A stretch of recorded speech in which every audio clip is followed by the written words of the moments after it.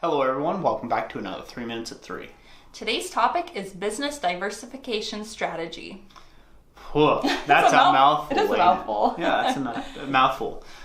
So one thing that we want to talk about this is getting strategic about your business diversification. So there's a lot of ways you hear people say diversify, diversify, diversify. We've talked about diversity in business before. You're going to hear it a lot more in some more 3 Minutes at 3s. Yep. But really, it's of no good and it's no count to you unless you have a strategy in place. And that all that diversity is acting as a big funnel. And it's funneling people to the things that you're wanting them to actually ultimately, hopefully buy.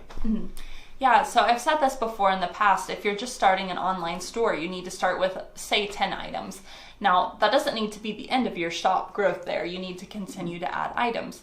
Part of doing that will be setting a reasonable goal for yourself to how often you should be adding items. So for some of you that are ambitious out there, that may be 5 new items a week, whether small or medium or large, you could mix it up. For others that perhaps you need slower growth in your shop, or you're already getting a decent amount of orders, but you're still trying to expand a bit more. Maybe that's only 1 item a week. Yeah.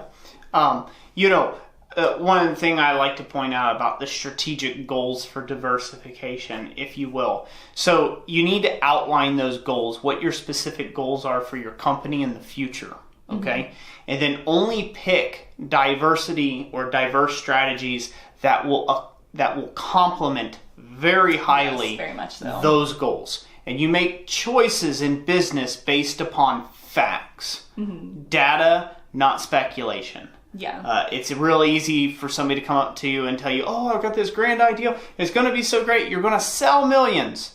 And you not sell a plug nickel because it did not align with what your ultimate goal was. And so therefore it took you hopping off like Peter Cottontail on a bunny trail over here, right? Yes. Like you've got to be real careful of that, and it's real easy to do when you're an entrepreneur. Yeah, super easy. So then part of that then is knowing the end game for your business, ultimately where you're wanting to go. So that you can make your choices where that aligns.